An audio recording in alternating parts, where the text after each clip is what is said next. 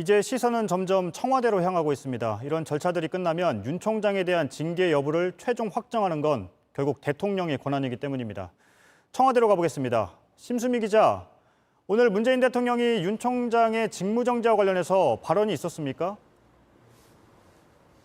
네, 청와대 수석 보좌관 회의에서 이와 관련된 걸로 추정이 되는 말을 좀 했습니다. 공직자는 소속 집단이 아닌 공동체의 이익을 받들어야 한다라면서 진통이 따르더라도 낡은 것과 과감히 결별해야 한다라고 말을 한 건데요. 형식은 공직사회 전반을 향한 발언이었다고는 하지만 내용이나 시점으로 볼 때 검찰을 향한 메시지라는 분석이 우세합니다. 청와대 관계자도 JTBC에 확대 해석은 말아달라면서도 검찰 조직도 예외는 아니라고 했습니다. 네, 그렇게 해석한다면 조직적으로 반발하는 검사들을 향한 강한 메시지인 셈인데요.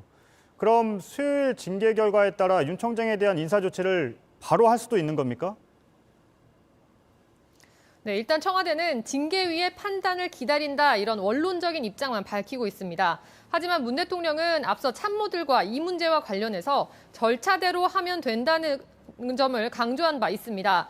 이 2일 징계위에서 윤 총장에 대한 중징계를 결정을 하게 되면 이를 바탕으로 곧바로 해임 등 강력한 인사 조치를 절차대로 진행할 거란 관측이 여권에선 가능성 높게 거론됩니다. 이런 기류는 오늘 정 총리와 문 대통령의 주례 회동에서도 읽을 수가 있었습니다.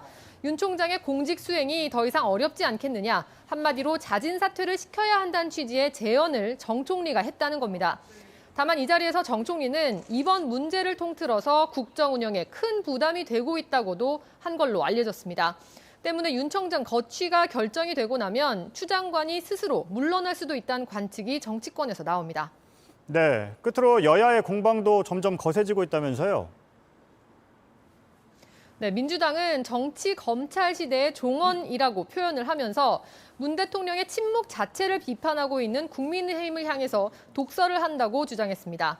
반면 국민의힘 법사위원들은 지난 26일 여당 의원 한 명이 국회에서 누군가에게 전화를 걸어 판사들이 움직여 줘야 한다, 섭외를 좀 해달라 이런 취지의 말을 하는 걸 들었다고 공개했습니다.